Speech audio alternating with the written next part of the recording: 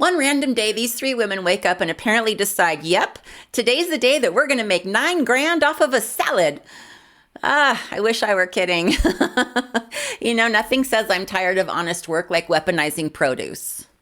It all starts on September 27th at the Avocado Grill in West Palm Beach, Florida.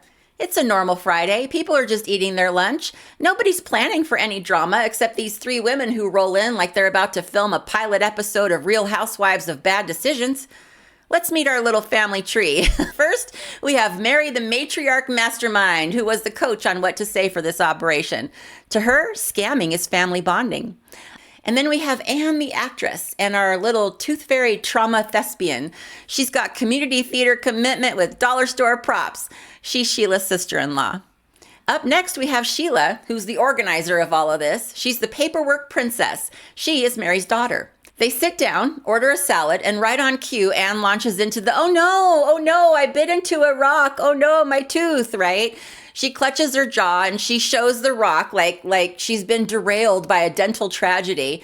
And honestly, I don't know how this woman kept a straight face. I don't know how any of them did. I would have gotten up halfway through the routine and said, nope, I'm jetting. I'm out of here.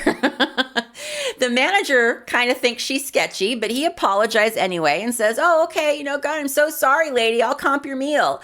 And then the world just keeps spinning. Well, you'd think that's where the story would end, but nope. A couple of days later, he gets an invoice for a quote on how much it will cost to fix her tooth. $8,750. What? Ma'am, what did you break? Your entire head? Actually, that would explain a lot. If you're gonna lie, at least keep it in the human range. Geez, that's the price of a used Honda. When someone sends something this bold, they're not expecting anyone to question it.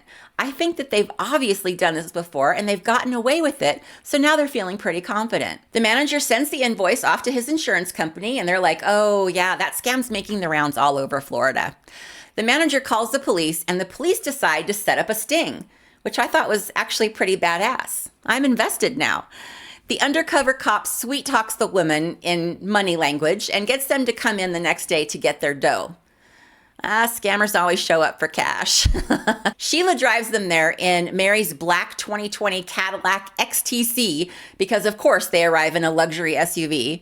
Criminals love a dramatic entrance. It's like their kink. Mary and Anne go sit inside at a table all ready for that payday. Sheila stays outside pretending that she's not involved, which is adorable considering she's the one that wrote the fake invoice. Girl, please.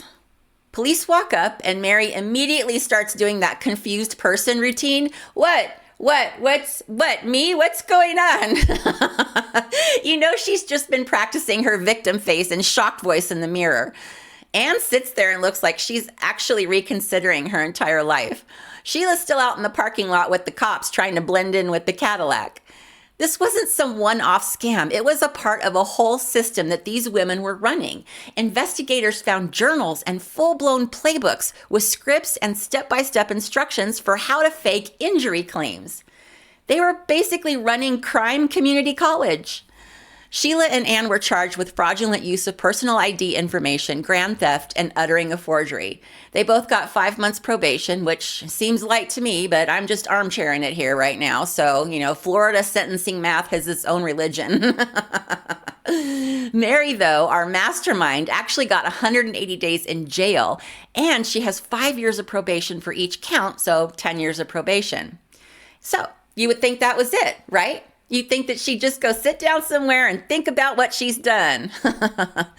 Nope. 5 months later, in May of 2025, Mary was arrested for a probation violation and was a refugee from justice and had to be dragged back to Florida like a little misbehaving toddler at Walmart. 2 months after that, she gets arrested again in Texas for credit card abuse of an elderly person and theft of up to $150,000. In Texas. Texas don't play, y'all. She could be looking at 2 to 20 years in prison for that one.